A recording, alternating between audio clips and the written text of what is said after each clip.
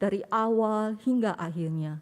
Kami percayakan pada kuasa Tuhan yang bekerja atas kami, dan kami siap untuk menyembah dan memuji nama-Mu.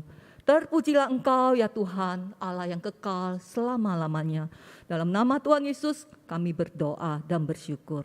Amin. Sebab Kristus adalah ya bagi semua janji Allah. Itulah sebabnya oleh Dia kita mengatakan amin untuk memuliakan Allah. Mari jemaat Tuhan, kita sebagai umat-Nya, pujilah. Umat-Nya pujilah, haleluya, amin. Pada Kristus saja, haleluya, amin. Bersama bernyanyi di depan tangannya, pasti Ia berkenan, haleluya, amin. Pandanglah Tuhanmu, pandanglah Tuhanmu, haleluya, pujilah padanya, pujilah padanya, haleluya, amin. Gembala sobatku turun dari surga, kekalah kasih-Nya, haleluya, amin. Pujilah Sang Kristus, pujilah Sang Kristus, haleluya, amin. Gemalah jiwamu, haleluya, amin. Di sorga mulia, sembahlah padanya, selamanya puji Dia, haleluya, amin. Jemaat dipersilakan duduk kembali. Mari bersama-sama kita akan melanjutkan pujian Kita Sorga Bergema. Karena telah lahir Kristus Raja Mulia.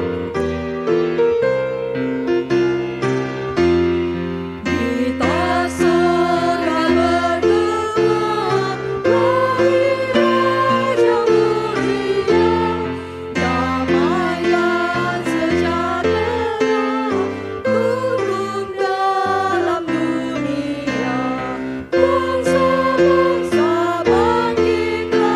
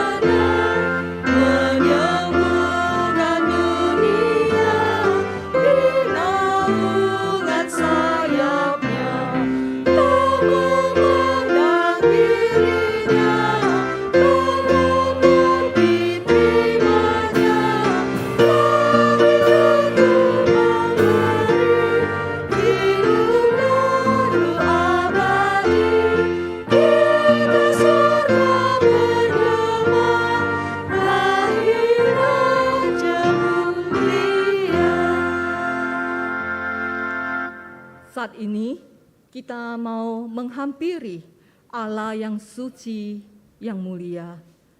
Datanglah di hadapannya. Berdoalah secara pribadi dalam hatimu. Karena Yesus tahu apa yang ada dalam hati kita. Apa yang menjadi kesusahan kita. Apa yang menjadi pergumulan hidup kita.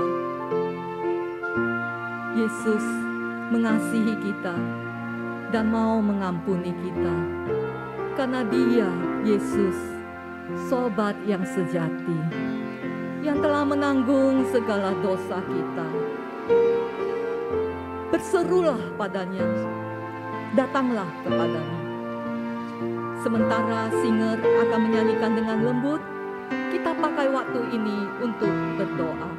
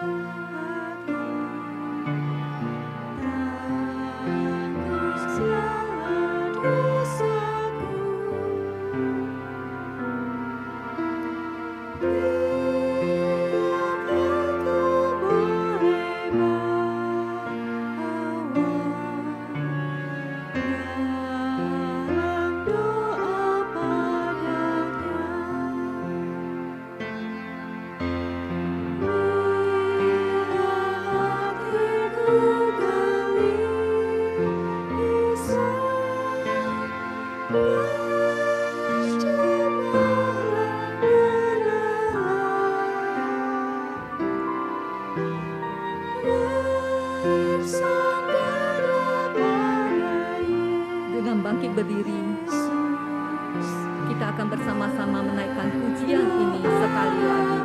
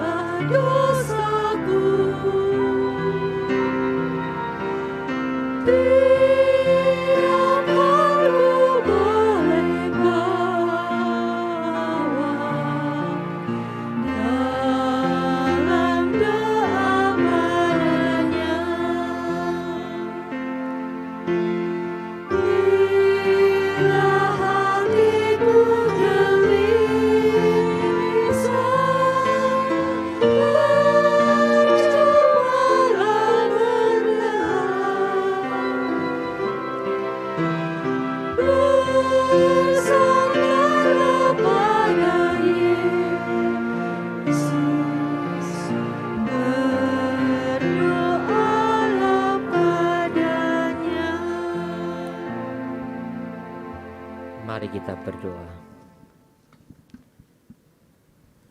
Bapa, kami bersyukur karena Engkau mengaruniakan Yesus bagi kami, Putra-Mu yang hidup. Engkau mengaruniakan ya Bapa dengan menjadi manusia, sehingga Yesus adalah sobat kami yang sejati. Mengerti semua pergumulan kami, karena Tuhan bukan hanya Tuhan yang Maha Tahu, tapi juga Tuhan yang telah menjadi manusia, yang mengalami semua pergumulan manusia seperti kami. Bahkan ditolak, dibenci, dihujat, bahkan dihakimi, dibunuh, mati, disalibkan, karena semua menanggung dosa-dosa kami, yang sebetulnya Tuhan tidak perlu itu, tapi karena cara keselamatan Tuhan yang sempurna membuat kami mengerti ya Tuhan, mengapa sebagai orang percaya kami membutuhkan Engkau. Kami perlu dipegang oleh tangan Tuhan yang kuat menghadapi kehidupan yang penuh tantangan ini. Bapa, biarlah kami semua mengaku kami juga bukan orang yang sempurna, kami banyak dosa, banyak kesalahan, banyak kelemahan. Tuhan ampunilah kami ya Bapa. Dan biarlah Engkau boleh layakkan kami untuk beribadah kepadamu, menyembahmu, dan mengikuti perjamuan kudus nantinya. Terima kasih Bapa, kami percaya Engkau telah mendengarkan semua doa pengakuan kami. Karena kami alaskan di dalam satu nama yang mengampuni kami, Yesus Kristus. Amin. Firman Tuhan berkata dari Kisah Para Rasul demikian. Tentang dialah semua nabi bersaksi bahwa barang siapa percaya kepadanya, ia akan mendapat pengampunan dosa oleh karena namanya. Amin. Sebagai respon, kita mau menaikkan nyanyian syukur kita lewat pujian Yesus Cinta Padaku.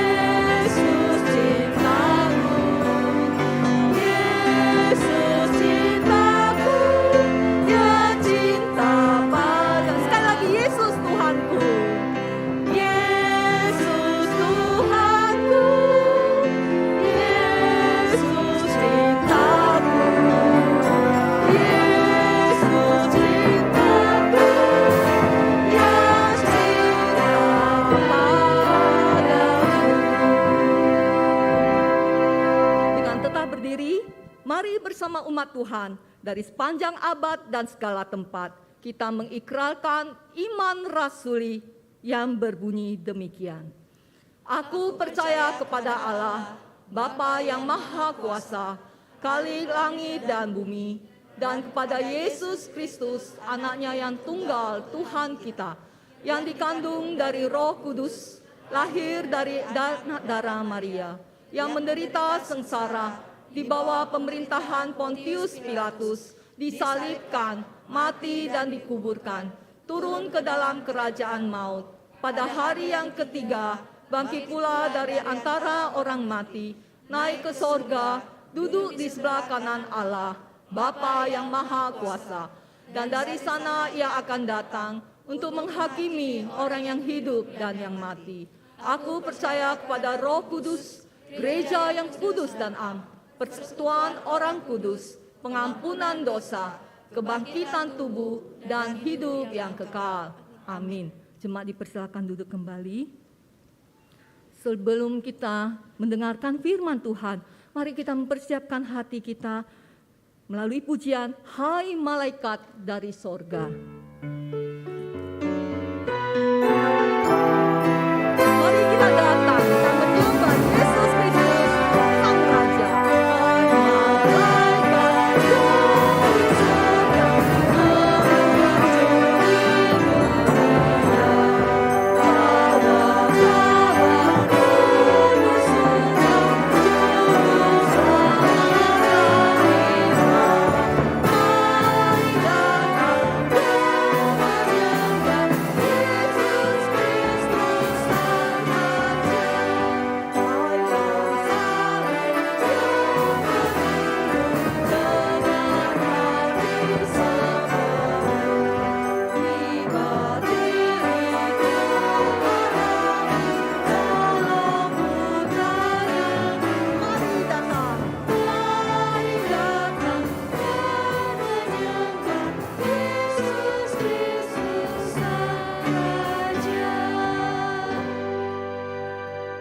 jemaat, mari kita berdoa.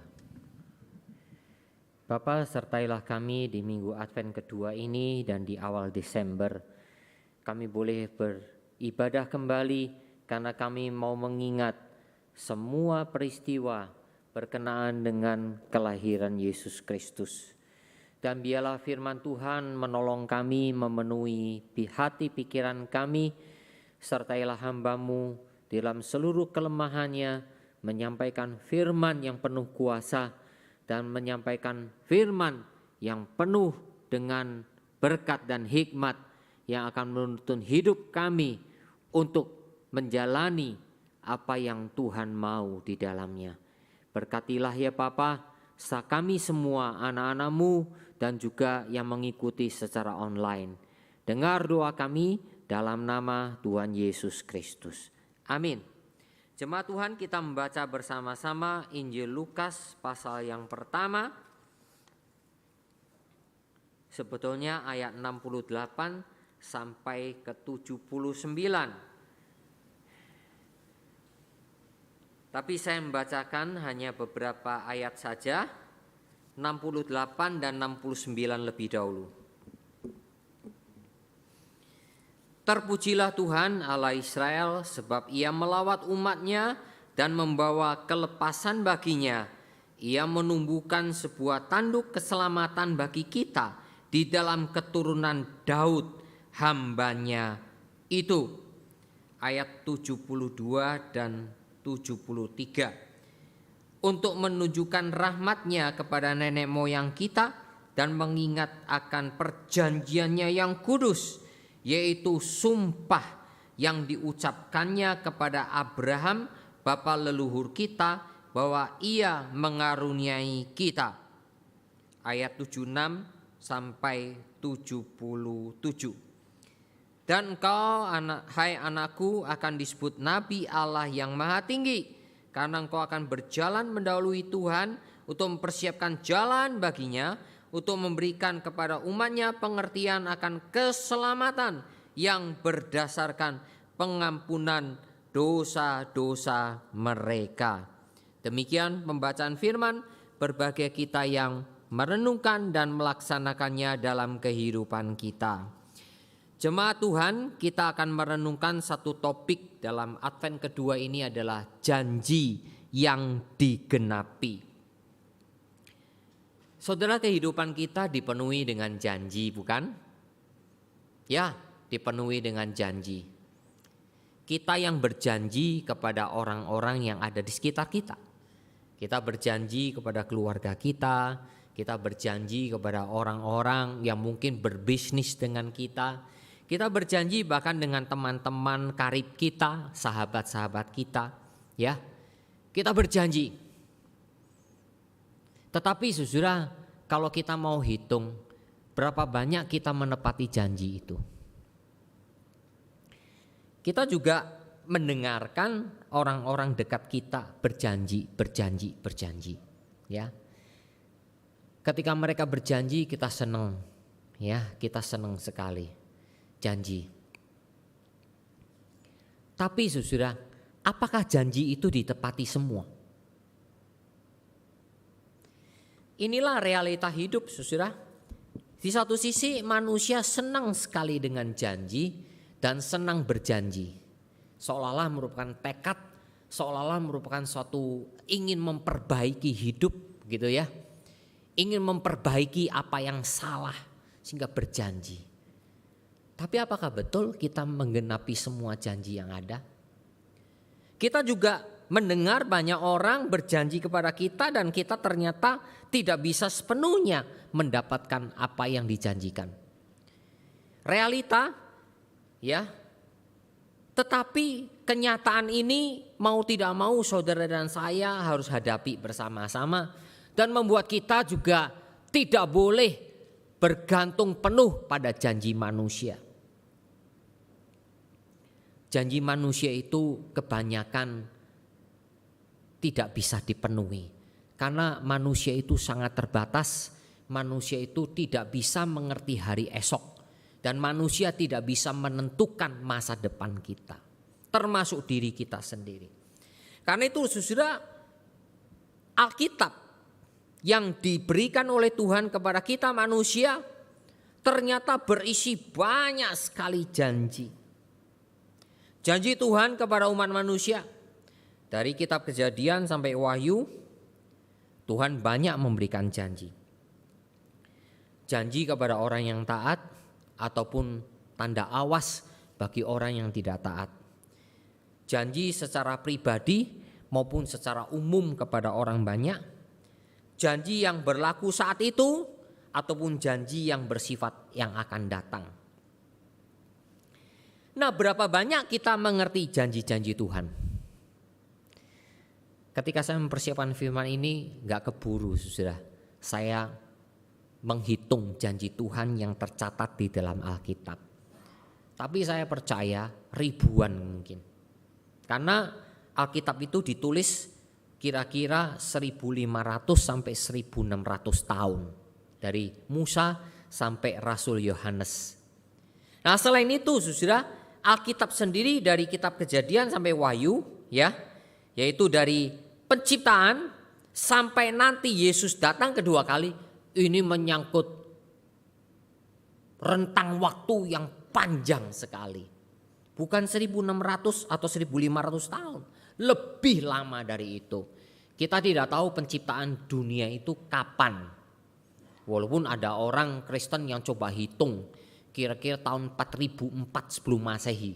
Didasarkan kepada apa? Silsilah dari Adam sampai Yesus Kristus. Lalu dihitung sampai ke belakang. Tapi menurut saya itu hitungan berdasarkan letterlek harafiah dari silsilah. Padahal ada silsilah yang pasti dilompati. Tidak mungkin. Dan Alkitab tidak pernah memberitahukan langit dan bumi itu diciptakannya kapan. Tapi hanya tahu bahwa langit dan bumi diciptakan oleh Tuhan yang menciptakan waktu. Dan kedatangan Yesus yang kedua kapan? Kita juga tidak pernah tahu. Apakah kita yang sudah masuki tahun 2022 ini akan betul-betul tanda petik melihat kedatangan Yesus yang kedua? Kita juga tidak pernah tahu. Langit dan bumi sampai tahun kapan? Kita juga tidak pernah tahu. Nah, di dalam rentang waktu yang begitu panjang ini, janji-janji Tuhan terus dinyatakan kepada kita. Nah, saudara, karena itu Zakaria pada waktu menuliskan ini, dia betul-betul melihat janji Tuhan. Saya nggak sempat menghitungnya sehingga saya tidak bisa memberitahukan kepada saudara. Tapi apa yang tercatat di dalam Alkitab kemungkinan bisa dihitung. Janji-janji Tuhan. Oke lah kalau bisa menghitung. Tapi saudara, dalam hidup kita sendiri secara pribadi, berapa banyak janji Tuhan sudah digenapi dan berapa banyak janji Tuhan yang akan digenapi di dalamnya. Sebab itu sebagai orang Kristen, saudara dan saya kalau kita melihat kepada janji Tuhan, dan janji Tuhan tidak pernah tidak terkabul. Beda dengan janji manusia. Saya saja bisa salah dan berjanji. Ya. Nah, janji Tuhan yang selalu terkabul, yang selalu digenapi, seharusnya membuat saudara dan saya hidup penuh ucapan syukur. Tapi ironis ya, ketika berkat Tuhan, pertolongan Tuhan nyata pada kita syukuri. Tapi ketika kita menghadapi kesulitan, kita lupa dengan semua pertolongan Tuhan. Lupa, seolah-olah kalau ngomong nilas titik rusak susu sebelanga, begitu. Hanya dengan peristiwa yang kecil, hanya dengan satu peristiwa yang sesaat, yang mungkin membuat kita hancur, yang membuat kita bersedih, yang membuat kita merasa nelongso begitu, nelangsa. Lalu semua yang kita pernah nikmati sebelumnya dari janji Tuhan hilang sekejap. Itu ironi hidup kita orang percaya. Saudara, dalam keadaan demikian Tuhan masih mengasihi kita. Tuhan masih menolong kita. Tuhan masih menopang kita. Dalam pergumulan hidup, saya semakin menyadari Tuhan Kalau bukan tangan Tuhan yang kuat menopang saya, menopang kami tidak mungkin bisa ikut Tuhan terus. Kalau saudara sadari itu, mengamini, berarti iman kita sama. Kalau tangan kita yang memegang Tuhan, tidak akan kuat. Tidak akan kuat. Tangan kita bisa lemah. Tangan kita bisa lemah sekali. Sulit menghadapi situasi di sekitar kita. Kalau bukan tangan Tuhan yang kuat memegang kita, kita tidak akan mungkin bisa terus ikut Tuhan. Itulah saudara mengapa keselamatan di dalam ajaran Alkitab itu anugerah Tuhan. Bukan karena kemampuan saudara, tapi karena kekuatan kuasa Tuhan yang menopang kita. Nah saudara, apa yang Zakaria umumkan, yang nyanyikan ketika dia akhirnya mendapatkan pertolongan dari Tuhan. Sebelumnya dia memang mendapatkan penglihatan, dijumpai oleh malaikat Gabriel. Dia disebut berbahagia, doamu didengar, engkau akan mendapatkan anak seperti yang engkau rindukan. Zakaria seorang imam yang belajar kitab suci, kaget. Lalu berpikir secara logis, mana mungkin aku sudah tua. Mungkin dia ingat Abraham. Ya kan? Tuhan, istriku sudah mati pucuk. Aku sudah tua. Mana mungkin? Nah, dia terapkan, mana mungkin? Padahal Abraham mengalami itu semua. Bahwa janji Tuhan tergenapi. Di usia yang tua, Sarah mendapatkan anak. Yang sebetulnya itu mungkin cucu atau cicitnya. Jadi dia mengerti Alkitab bahwa kepada Abraham janji Tuhan digenapi, tapi dia berpikir mana mungkin. Saudara, itulah manusia. Kita seringkali lalai, kita seringkali lupa. Karena itu sebagai orang Kristen kita membutuhkan pertolongan Tuhan senantiasa. Ajaran firman Tuhan yang terus menerus, ajaran firman yang kuat, yang harus kita pegang terus menerus dalam hidup kita. Akhirnya Zakaria bisu. Setelah penglihatan itu dia keluar bisu, tidak bisa ngomong. Karena engkau tidak percaya, maka engkau bisu. Sampai anaknya Yohanes Pembaptis dilahirkan. Disitulah seluruh ikatan-ikatan lidahnya yang membuat dia tidak bisa bicara terlepas. Dan dia langsung memuji-muji Tuhan. Di dalam pemahamannya boleh dikatakan Zakaria mungkin 9 bulan tidak bisa bicara. Di situ dia terpaksa merenungkan firman Tuhan dengan benar. Coba saudara kalau kita pikir ya, kalau kita dikasih bisu 9 bulan kayak apa ya.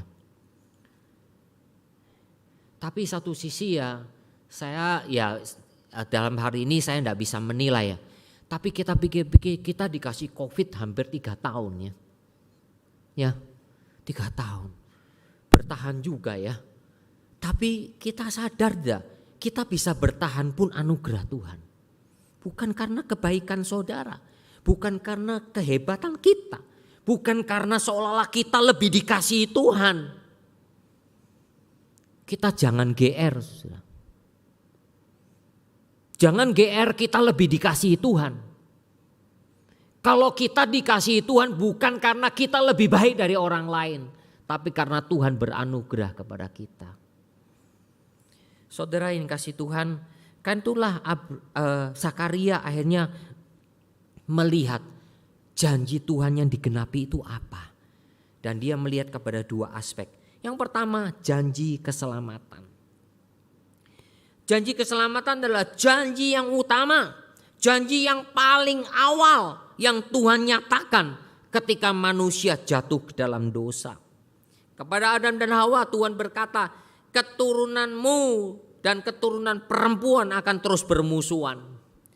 Keturunan perempuan akan meremukkan, menghancurkan ular, kepala ular. Dan keturunan ular atau ular itu sendiri mematuk tumitnya. Saudara, karena itulah dalam sejarah Alkitab, dari awal sampai akhir, Kejadian sampai Wahyu, itu sejarah keselamatan. Saya senang pada waktu belajar Alkitab, membaca Alkitab, saya melihat benang merah sejarah keselamatan. Benang merah sejarah keselamatan yang pada waktu-waktu tertentu ingin diputus oleh sang iblis, ingin diputus oleh orang-orang yang dipakai oleh iblis untuk mengganggu rencana keselamatan. Siapa itu? Ada Raja Firaun, ada itu sudah musuhnya Mordekai itu siapa ya? Saya kok lupa namanya, kok tiba-tiba lupa ya. Di zaman Ratu Esther, kitab Esther, ingin memutus sejarah keselamatan. Tetapi semua kuasa-kuasa itu, termasuk Raja Herodes yang mau membunuh semua anak-anak di bawah 2 tahun karena ingin membunuh Mesias juga. Saudara, dalam sejarah ini kita sadar kuasa iblis juga bekerja.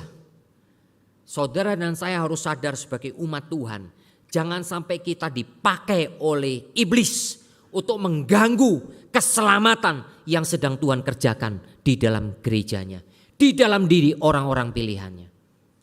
Saudaraku yang kasih oleh Tuhan, karena itulah dari kejatuhan sampai langit dan bumi yang baru yang dicatat dari kitab Kejadian sampai kitab Wahyu, itu semua berisi sejarah keselamatan. Saudara, pertama kali janji Tuhan kemudian dinyatakan secara spesifik kepada Abraham. Nah, itulah yang dipahami oleh Zakaria. Abraham, nenek moyang mereka yang pertama kali menerima janji dengan penuh iman kepada Tuhan. Memang Abraham bukan orang yang sempurna, tetapi saudara, di tengah-tengah tidak adanya firman, di tengah-tengah tidak adanya berita para nabi, Abraham bisa mempercayai sesuatu yang melampaui dari kepercayaan yang lain. Kalau bukan anugerah Tuhan, siapa Abraham itu? Apalagi ketika Tuhan berjanji, lalu Abraham menerimanya dengan iman sehingga Abraham dibenarkan. Setelah kepada Abraham, lalu kepada Daud. Karena itulah Zakaria memuji 2 nama ini, Daud dan Abraham. Saudara-saudaraku yang kasih oleh Tuhan, itulah janji keselamatan kepada Daud bahwa lewat keturunannya Yehuda, Daud akan lahir Mesias, Yesus Kristus yang menggenapi seluruh janji Allah. Saudara, keselamatan itu akhirnya dikerjakan oleh Yesus. Sehingga lewat Yesus Kristus seluruh bangsa-bangsa yang tidak mengenal Allah, termasuk orang Israel yang sebetulnya diberi karunia khusus oleh Tuhan dengan hukum Taurat dan anugerahnya. Tapi saudara, Israel menjadi buta, Israel menjadi keras kepala, menjadi tertutup matanya, tertutup hatinya.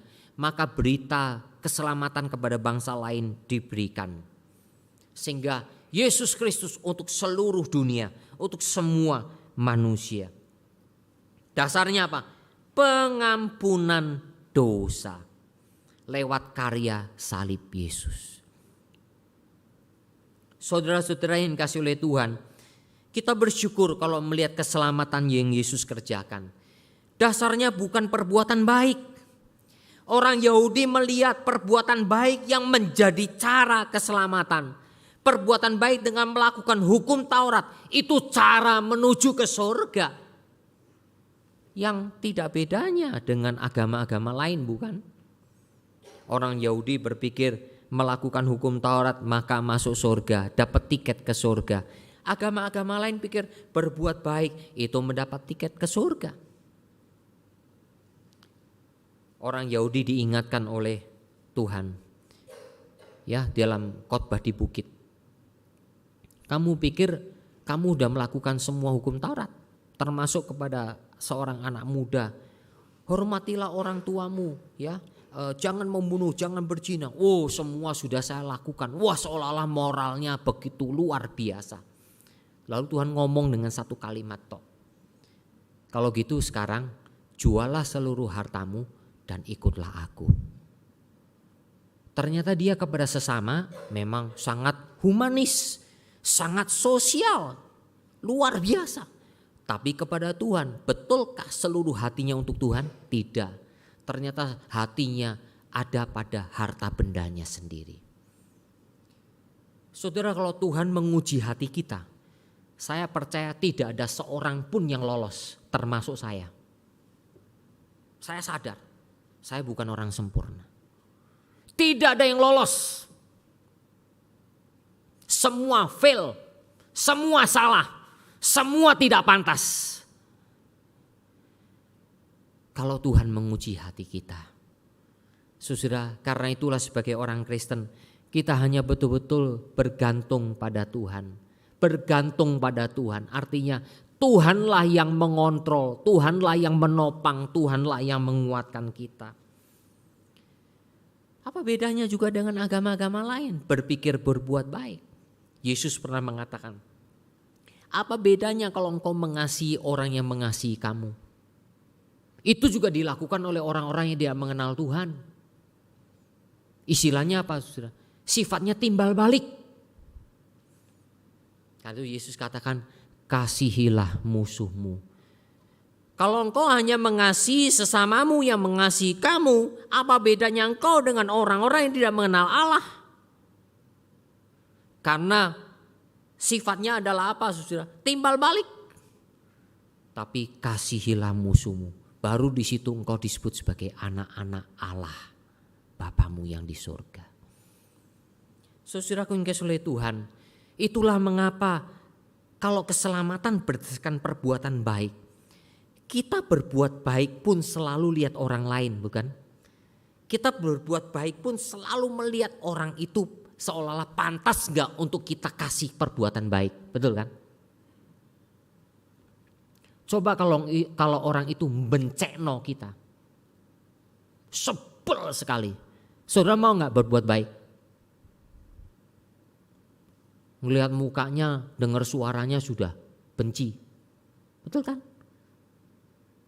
Saudara, kali itu Tuhan katakan berdoalah untuk musuhmu. Nah, ketika saudara dan saya bisa berdoa untuk musuh kita. Pada waktu kita berdoa, bukan minta Tuhan mengubah musuh kita. Tapi Tuhan yang akan pertama kali mengubah kita dulu. Ketika bisa berdoa untuk musuh kita. Saudara-saudara yang dikasihi oleh Tuhan, keselamatan di dalam Yesus Kristus itu sempurna. Tidak ada yang lain. Saudara, Napoleon Bonaparte adalah seorang raja Perancis yang luar biasa di abad 18 dan menjelang 19. Napoleon pada waktu itu menjadi penguasa Eropa yang cemerlang di usia yang termasuk juga muda. Termasuk yang bisa setara dengan dia adalah Alexander Agung. Saudara, suatu kali Napoleon Bonaparte mengucapkan perkataan ataupun kalimat yang luar biasa sekali. Hampir tidak tertandingi dengan pemimpin-pemimpin politik manapun juga. Walaupun saya tidak terlalu tahu iman Napoleon Bonaparte itu betul-betul enggak kepada Yesus. Tidak terlalu tahu. Saya tidak bisa menyimpulkan. Tetapi kalimat-kalimatnya, pengertiannya akan Yesus Kristus luar biasa sekali. Pada waktu dia dibuang ke Pulau Saint Helena, karena dia diasingkan dan sudah kalah, diasingkan di sana, ya. Tentu dia tidak sendirian. Saudara kalau masuk ke Google coba cari aja Saint Helena, ada itu pulaunya di tengah-tengah samudera. Ternyata ada kotanya juga, kota kecil. Nah, saudara, Saint Helena ini Napoleon tentu tidak diasingkan sendirian, ya, pasti ada orang-orang sekitarnya, anak buahnya, termasuk beberapa pengikut-pengikutnya yang dulu ikut dia dan mendukung dia. Semuanya dibuang di tempat yang sama. Nah, satu kali Napoleon bertanya kepada bawahannya itu, termasuk bangsawan, menurut kamu, ya, namanya Count Montholon, ya. Saya tidak terlalu tahu bacanya ya saudara, karena ini bahasa Perancis. Nah saudara, dia bertanya kepada Count, ya, begini, bisakah kamu menceritakan kepadaku siapa Yesus Kristus itu? Pikir sebentar, karena orang-orang Eropa dulu juga tanda petik sudah banyak mendengar berita Injil tentang Yesus. Hanya bangsawan ini tidak berani juga. Wah, Napoleon ini, raja ini ngerti apa enggak ini tentang Yesus? Kalau ngerti saya salah ya juga susah. Kalau ternyata dia nggak ngerti, saya anggap bohongin dia juga salah. Ya sudah, nggak tahu, saya tidak tahu. Akhirnya Napoleon menjawab begini. Oke, kalau begitu saya ingin menceritakan kepadamu. Alexander Agung, Caesar Romawi. Ingat saudara, ketika saya ngomong Caesar Romawi, itu bukan sekedar kaisar Romawi yang banyak itu, tapi ada seorang raja Romawi yang bernama Caesar. Ya. Itu agung sekali orang ini. Dan kemudian yang lain-lain, termasuk aku sendiri. Wah, sombong juga dia ya. Kami semua pemimpin-pemimpin kerajaan besar ini, hebat ini, mendasarkan karya kejeniusan kami dengan kekerasan. Tapi hanya satu orang yang saya tahu mendirikan kerajaannya dengan dasar kasih. Yesus Kristus. Bahkan kami, Napoleon, Alexander, Caesar dan yang lain-lainnya disebutkan, ketika mau membangkitkan semangat prajurit, semangat jenderal-jenderal, kami harus hadir di situ. Kami harus memberikan kata-kata yang penuh semangat. Kami harus membakar, kami harus menguatkan, kami harus membangkitkan semangat mereka dengan kata-kata yang bagus, kata-kata yang membangun, sehingga semuanya mau maju membela sang pemimpin untuk berperang demi kejayaan kerajaan. Tapi sesudah kami jatuh, sesudah kami mati, semuanya hancur. Semua tinggal kenangan, tinggal catatan. Tapi beda dengan Yesus Kristus. Walaupun dia mati, tapi kata-katanya melintasi waktu, melintasi tempat. Bahkan kata-katanya tidak disampaikan oleh dia sendiri, disampaikan oleh semua utusan-utusannya, oleh orang-orang yang mengasihinya dengan cinta kasih dari Kristus. Dan banyak orang menyerahkan hatinya untuk Yesus Kristus. 1800 tahun lamanya dari Yesus Kristus lahir dan Yesus Kristus mati. Dia mendirikan kerajaannya bukan dengan kekuatan pedang, bukan dengan kekerasan, dengan tentara, tapi dengan cinta kasih. Kata-kata yang penuh cinta kasih, kata-kata firman dari Yesus Kristus itu. Melampaui waktu, melampaui tempat. Walaupun dia tidak hadir, tetapi semua orang yang menerimanya menyerahkan seluruh hatinya untuk dia, bahkan mati untuk dia. Yesus bukan manusia biasa. Kami manusia biasa, Caesar, Alexander, Napoleon hanya manusia biasa. Yesus Kristus lebih dari manusia. Saudara, ini kata-kata Napoleon yang mengenai imannya saya tidak terlalu tahu. Dan memang banyak yang mengatakan tidak terlalu tahu. Apakah dia betul-betul menerima Yesus? Kita tidak pernah tahu. Kita selama ini memahami Yesus seperti apa?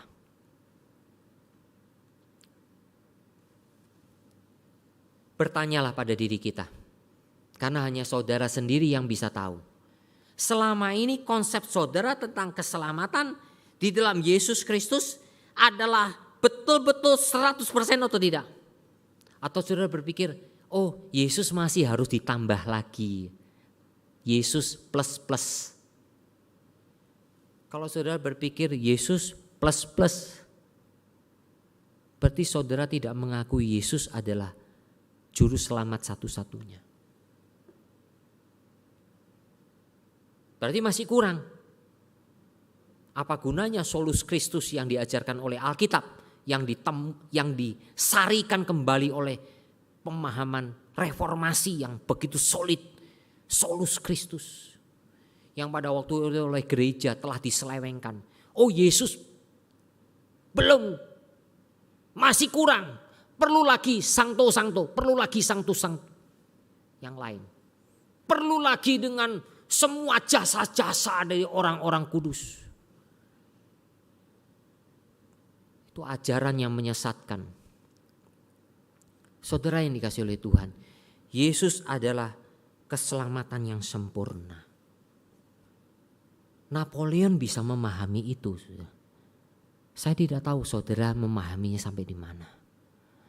Saudara, ketika saya memahami ini semua, saya sungguh bersyukur. Bukan karena saya lebih pandai dari orang lain. Bukan karena seolah-olah saya lebih hebat dari orang. Bukan. Tapi semata-mata karena Tuhan telah mencerahkan. Telah membuka pengertian saya. Membuka hati saya. Pengertian saya akan firman yang sejati ini. Ini yang pertama. Yang kedua adalah janji kelimpahan hidup. Saudara, kelimpahan hidup itu diawali dengan pembebasan dari semua musuh yang membenci umatnya. Zakaria berkata demikian. Tetapi saudara, Yesus kemudian mengajarkan kasihilah musuhmu. Orang Israel, orang Yahudi dulu benci sekali sama musuh-musuh. Bahkan yang masih memiliki keturunan Yahudi, misalnya orang Samaria. Orang Samaria itu masih punya keturunan Yahudi, saudara. Orang Samaria itu adalah 10 suku Israel utara yang telah tercerai-berai dan mereka tidak mempertahankan identitas lagi. Mereka kawin campur dengan bangsa lain, lalu mereka tinggal di daerah yang namanya Samaria. Nah, Yesus pernah bertemu dengan perempuan Samaria. Mereka menyembah di Gunung Gerisim. Mereka masih punya sumur Yakub.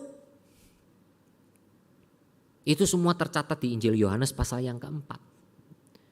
Mereka pikir mereka menyembah Tuhan yang benar karena punya nenek moyang Yakub juga. Orang Yahudi, mereka sudah bukan umat pilihan. Waduh, orang Yahudi yang masih asli kalau ketemu sama orang Samaria najis. Saking banyak permusuhan. Tapi Yesus mengajarkan kasihilah musuhmu. Saudara, hidup kita berdasarkan hidup yang meresponi tindakan orang lain atas kita, istilahnya bersifat reaktif, atau hidup kita betul-betul berdasarkan kelimpahan anugerah Tuhan, di mana kemudian kita salurkan kepada orang lain. Kalau selama ini hidup kekristenan saudara hanya berdasarkan reaksi terhadap orang lain, maaf saya sebut, saudara belum hidup dalam kelimpahan Tuhan.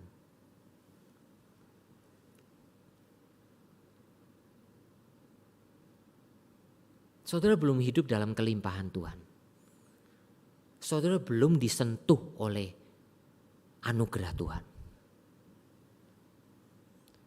Saudara hidup hanya dasarkan menuntut. Saudara bukan hidup berdasarkan apa yang Tuhan sudah karuniakan dengan seluruh pengertian pemahaman yang benar dari firman-Nya, dari tuntunan Roh Kudus-Nya. Lalu saudara lakukan, Nah, itu baru hidup dalam anugerah.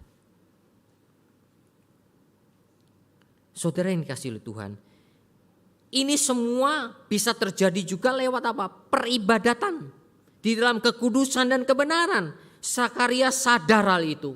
Kami akan bisa beribadah kepada Tuhan dengan kekudusan dan kebenaran. Disinilah kerohanian kita bertumbuh di dalam Tuhan.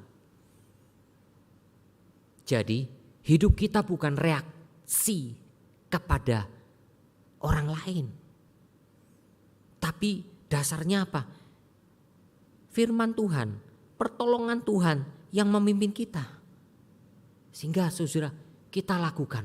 Ya Tuhan, ada pertolongan Tuhan, ada gerakan Tuhan, ada pimpinan Tuhan, ada pencerahan dari Tuhan. Saudara, kalau kita hanya terus menunggu dari orang lain, kita bukan orang yang hidup dalam kelimpahan. Saudara, laut mati, kenapa mati? Asinnya luar biasa. Karena laut mati itu menerima semua kelimpahan dari utara, aliran sungai Yordan. Bahkan kalau mungkin dikatakan dari Gunung Hermon yang memang ada sumber mata air terus mengalir dari Gunung Hermon dan beberapa gunung yang lain di Israel utara itu. Mengalir lewat sungai Yordan, sebetulnya ada danau Galilea juga di utara. Mengalir terus sungai Yordan sampai ke laut mati. Di laut mati jadi mati. Ikan-ikan tidak bisa hidup, mati semua. Karena dia tidak mengalir. Kelimpahan yang sudah kita terima, kita tidak alirkan. Kita hanya apa? Mau nerima dari orang lain. Tapi kita tidak mau membagi untuk orang lain.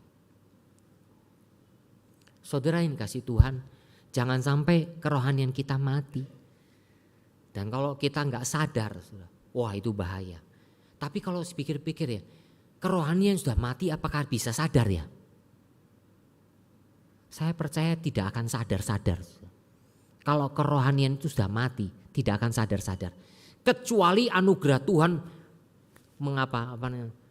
mencelikan dia. Nah, baru dia sadar. Dan memang harus begitu. Karena kalau kita sendiri kita tidak mungkin. Dan kelimpahan hidup itu diterangi oleh damai sejahtera dari Tuhan. Ditolong oleh damai sejahtera. Sehingga situasi di sekitar kita tidak mempengaruhi suasana kesungguhan kita ikut Tuhan. Damai sejahtera itu melampaui segala akal. Damai sejahtera itu melampaui semua dunia. Saudara, saya pikir Napoleon itu mungkin banyak belajar juga dari kehidupan orang-orang Kristen. Mungkin. Dia raja, dia penguasa, memang pasti berhubungan dengan juga imam-imam gereja, ya, hamba-hamba Tuhan gereja, mungkin sekali. Nah, ada salah satu contoh saudara yang saya ingin beritahukan kepada saudara. Ada seorang pemahat atau pematung di Eropa bernama Denneker. Pematung ini saudara, pemahat ini luar biasa. Ya, dia mengerjakan semua reputasi sebagai pemahat yang ulung, keahliannya yang luar biasa. Dia memahat banyak patung-patung dewa-dewi Yunani. Saudara, kalau ke Eropa saudara nemuin gedung-gedung masa lalu itu kebanyakan pasti ada patung, betul kan? Ada patung deh macam-macam. Ada ngomong patung Mikael, ya, yang Mikael yang sedang itu dengan apa, sedang berperang apa dengan pedang dengan iblis gitu ya. Ada patung-patung gitu ya, ada gambaran juga iblis seperti apa. Banyak sekali patung-patung di Eropa. Itu menandakan kejayaan tanda petik ya, seolah-olah kejayaan kekristenan. Tapi saudara, semuanya itu sudah berlalu. Ya. Nah, Denneker ini mengerjakan patung-patung luar biasa. Dia menjadi masyhur, terkenal. Orang mau kalau dia membuat patung, waduh harganya tinggi. Sudah. Biasa kan begitu kan? Orang kalau sudah terkenal, waduh harganya mahal, ya kan? Karena terkenal, ya kaliber dunia. Tapi dia tiba-tiba sudah Denneker ini percaya kepada Tuhan dan dia punya kerinduan yang besar untuk membuat patung Yesus Kristus. Dia terus berpikir seperti apa ya Yesus Kristus itu.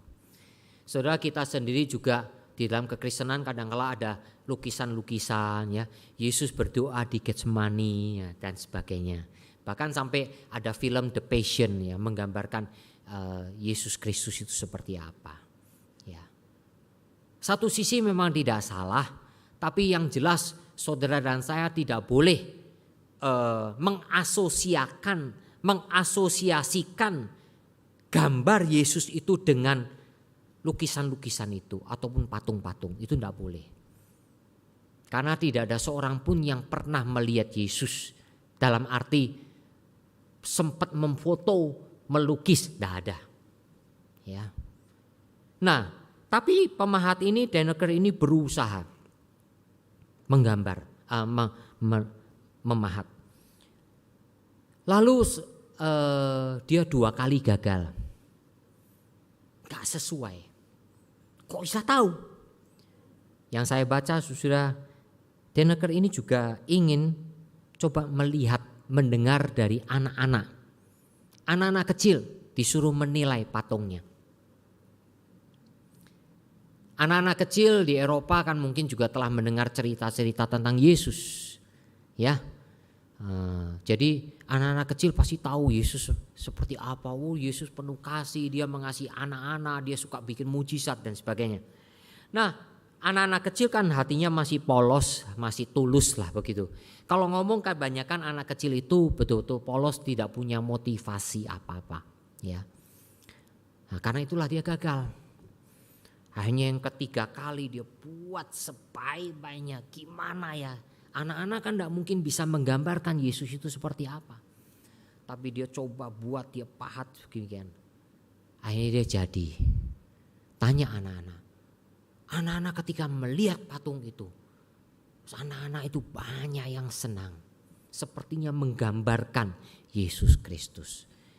Dan patung itu jadi saudara, dan akhirnya orang-orang banyak melihat. Oh ya, mereka semua terkesan. Ketenarannya ini saudara membuat Napoleon Bonaparte memanggil dia.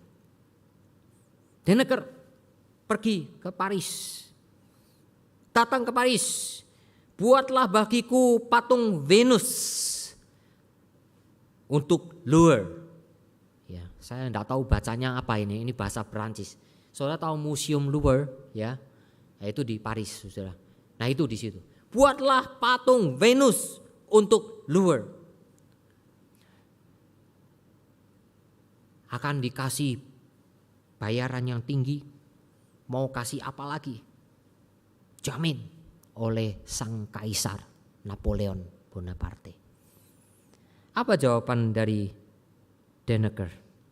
Tuan, maafkan, tangan yang pernah memahat Yesus Kristus tidak akan pernah lagi dapat memahat ilah lain.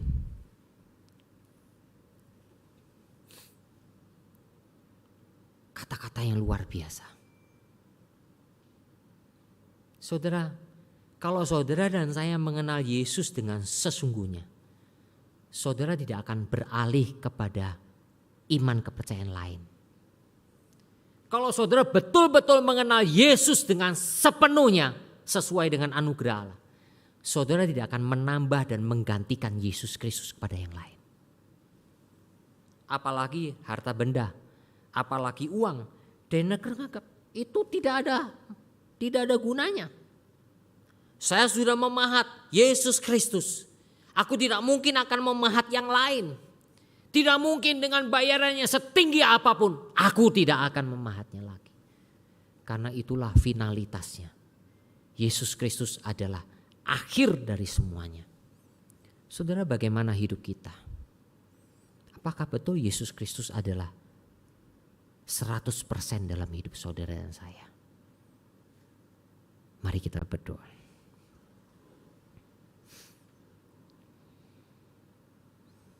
Berkatilah ya Bapa kebenaran firman yang telah kami dengarkan. Tuhan terus berbicara dalam hati kami semua yang telah mendengar firman-Mu. Bersyukur untuk Yesus Kristus yang telah menggenapi janji keselamatan. Bahkan janji hidup berkelimpahan. Kelimpahan itu tidak diartikan dengan benda materi, tapi kelimpahan dalam arti berkat-berkat rohani, damai sejahtera, sukacita, kebahagiaan yang tidak bisa kami dapatkan selama di dunia ini. Bapa, semuanya bisa kami dapatkan dalam Yesus Kristus. Biarlah ya Bapa Engkau tolong anak-anak-Mu di gerejamu, baik yang mendengar di gereja maupun yang di rumah. Biarlah ya Tuhan kami sungguh-sungguh ikut Engkau, memegang dan dipegang oleh tangan Tuhan yang kuat, sehingga kami tidak akan beralih kepada yang lain. Berkatilah ya Bapa kebenaran firman-Mu. Di dalam nama Tuhan Yesus Kristus kami berdoa. Amin. Kita bersama-sama akan memasuki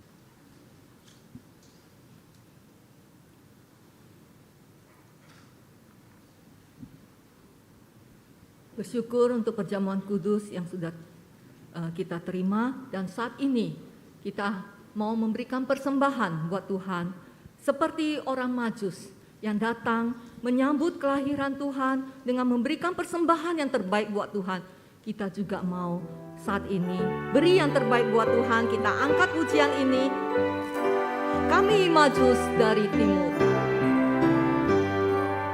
Kami Majus dari timur, gerbang cari Raja benar, lewat gurun lemah gunung bimbing bintangnya.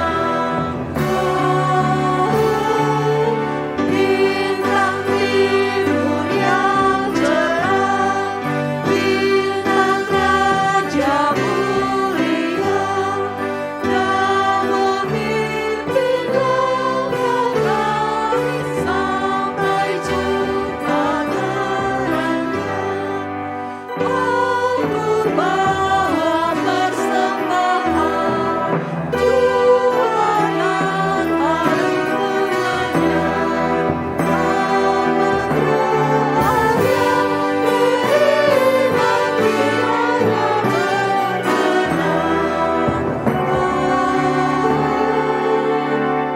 Bintang timur yang cerah, bintang Raja mulia, yang memimpin langkah kami sampai jumpa terangnya. Ya Tuhan, kami mau juga seperti orang Majus yang menyambut kelahiran-Mu dengan memberikan persembahan yang terbaik buat Tuhan. Dan saat ini, ya Tuhan, kami juga mau memberi yang terbaik buat Engkau. Ya Tuhan, kiranya Tuhan mau berkenan atas persembahan kami. Terutama kami mau memberikan hati kami buat Tuhan. Hati yang Tuhan mau tinggal di dalam hidup kami. Dengan Engkau lahir di dunia ini, biarlah Engkau juga mau tinggal dan lahir di dalam hati kami. Ya Tuhan, berkatilah persembahan ini. Biarlah Tuhan boleh pakai untuk kemuliaan nama Tuhan. Dan Tuhan berkati kehidupan jemaat-Mu. Tuhan, Engkau topang setiap kehidupan jemaat-Mu ini di tempat ini. Biarlah kami terus hidup dengan sungguh-sungguh memuliakan Tuhan, dengan hidup sungguh-sungguh mempersiapkan diri menanti kedatangan Tuhan. Terima kasih, ini doa kami yang kami panjatkan dalam nama Tuhan Yesus, Juru Selamat kami. Amin. Doa syafaat oleh Gembala. Saudara, kita masih mau berdoa untuk saudara kita yang di Cianjur, korban dari bencana alam gempa bumi, dan hari ini juga masih terjadi gempa bumi. Doakan juga untuk KPK dalam pemberantasan korupsi, dan juga untuk Majelis Sinode bidang keuangan agar bisa mengelola keuangan sinode dengan baik. Mari kita berdoa bersama. Bapa, saat ini kami mau berdoa untuk saudara kami yang terkena bencana alam gempa bumi di Cianjur. Tuhan, tolonglah mereka semua. Ada sebagian kecil adalah anak-anak Tuhan, namun juga ada sebagian besar adalah orang-orang sebangsa, setanah air dengan kami sebagai rakyat Indonesia. Biarlah Bapa Engkau tolong mereka semua. Kami bersyukur banyak gereja yang dengan tanggap langsung terjun memberikan, menyalurkan bantuan. Bukan hanya gereja tapi juga rekan-rekan yang lain. Ya Tuhan, yang mereka juga cepat tanggap memberikan bantuan sebagai rasa kemanusiaan bersama. Biar Tuhan tolong supaya rakyat di Cianjur betul-betul merasakan saudara-saudaranya sebangsa setanah air memberikan perhatian kepada mereka sehingga mereka boleh dikuatkan. Tapi kami mohon pertolongan-Mu Bapa supaya bantuan itu bisa dikelola dengan baik oleh pemerintah maupun juga oleh lembaga swadaya masyarakat. Dan diharapkan Bapa tidak ada orang-orang yang mengambil kesempatan di tengah-tengah kesempitan untuk melakukan tindakan yang tidak terpuji. Tuhan, kiranya Engkau tolong ketuk hati nurani mereka agar mereka tidak melakukan hal-hal yang merugikan masyarakat yang membutuhkan bantuan tersebut. Kami mau berdoa menyerahkan juga ya Bapa untuk Komisi Pemberantasan Korupsi. Tolonglah mereka bekerja dengan maksimal, memperhatikan semua komponen masyarakat, juga orang-orang dari pemerintahan ya Tuhan. Apakah mereka menjalankan pemerintahan dengan bersih, sehingga ya Tuhan dengan demikian KPK bisa ditolong juga oleh Tuhan lewat masyarakat yang memberikan laporan-laporan orang-orang yang memang patut dicurigai dan yang memang sudah lama melakukan praktek korupsi, agar mereka bisa ditangkap dan melalui alat bukti yang kuat sehingga tidak bisa disanggah lagi. Tuhan tolonglah dengan demikian terjadi jera dari kelompok-kelompok orang yang mau mengkorupsi uang negara. Mohon pertolongan Tuhan di dalamnya. Berdoa untuk Majelis Sinode bidang keuangan, Kau pimpin ya Bapa dalam menjalankan mandat sehingga mereka bisa mengelola keuangan sinode dengan baik, dan melalui Majelis Keuangan pelayanan Tuhan juga diatur dengan baik sehingga berkat-berkat Tuhan disalurkan kepada siapa yang membutuhkan, dan yang terpenting adalah Injil Tuhan diberitakan di mana-mana.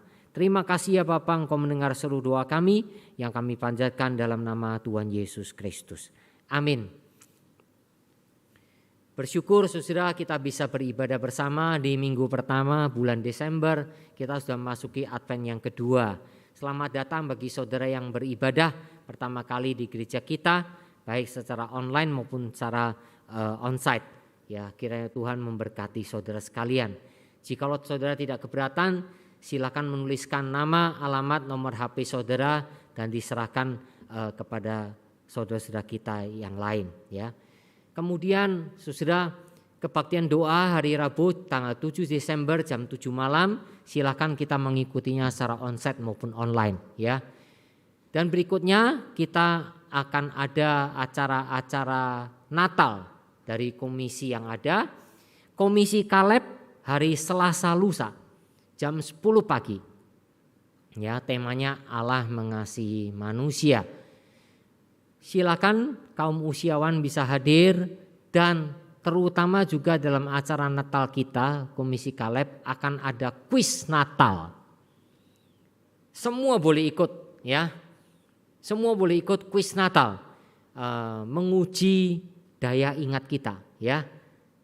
Kaum lanjut usia supaya jangan cepat pikun gitu ya, tapi dilatih daya ingatnya. Soalnya enggak susah ya. Yang penting baca Injil Matius pasal 1 dan 2, lalu baca Injil Lukas pasal 1 dan 2. Nah, itu semua hampir berita Natal di situ ya. Nah, baca saja, baca santai saja ya. Berarti besok hari Senin baca Injil Matius 2 pasal. Nanti ya, hari Selasanya enggak keburu ya. Jadi atau nanti malam baca Injil Matius 2 pasal, lalu besok baca Injil Lukas 2 pasal ya. Ikut kuis ya. Mari berlomba-lomba ya, menjawab pertanyaan-pertanyaan lewat kuis Natal ya. Kemudian hari Sabtu tanggal 10 Desember Natal Remaja dan Pemuda jam 6 sore di tempat ini ya. Christmas Worship Night ya. Ini pasti acaranya bagus ya. Bisa menyembah Tuhan dalam suasana Christmas ya. Kemudian Natal sekolah minggu ya. Natal sekolah minggu hari Sabtu tanggal 17 jam 4 sore di tempat ini juga ya. Penginjil Ivan Lesmono yang akan menyampaikan firman Tuhan buat anak-anak. Dukunglah dan ajak anak-anak ataupun cucu-cucu dari kita ya, yang anak maupun sekolah remaja dan pemuda untuk menghadiri Natal di masing-masing komisi yang ada. Terakhir Natal umum ada perayaan 24 Desember jam 5 sore dan kebaktian Natal 25 Desember jam 9 pagi. Kita biarlah bisa mempersiapkan hati dengan baik. Demikian warta kita. Mari kita bersama-sama bangkit berdiri mengembalikan kemuliaan bagi Tuhan dengan doksologi.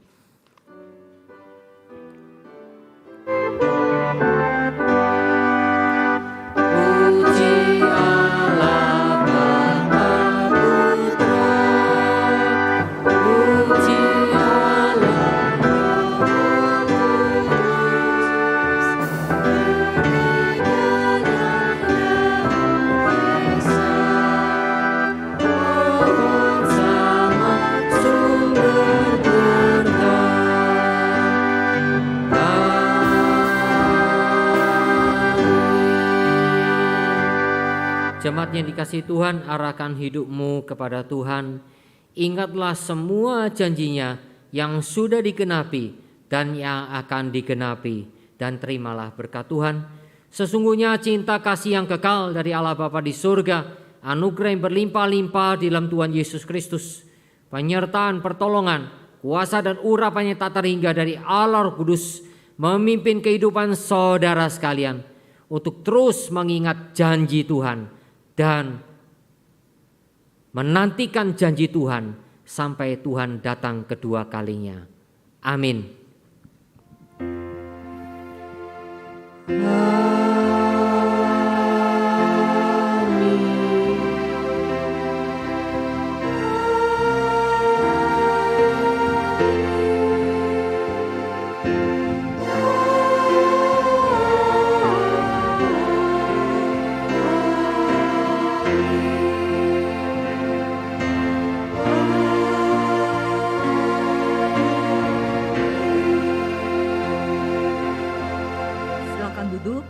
Saat teduh ibadah kita selesai. Tuhan Yesus memberkati.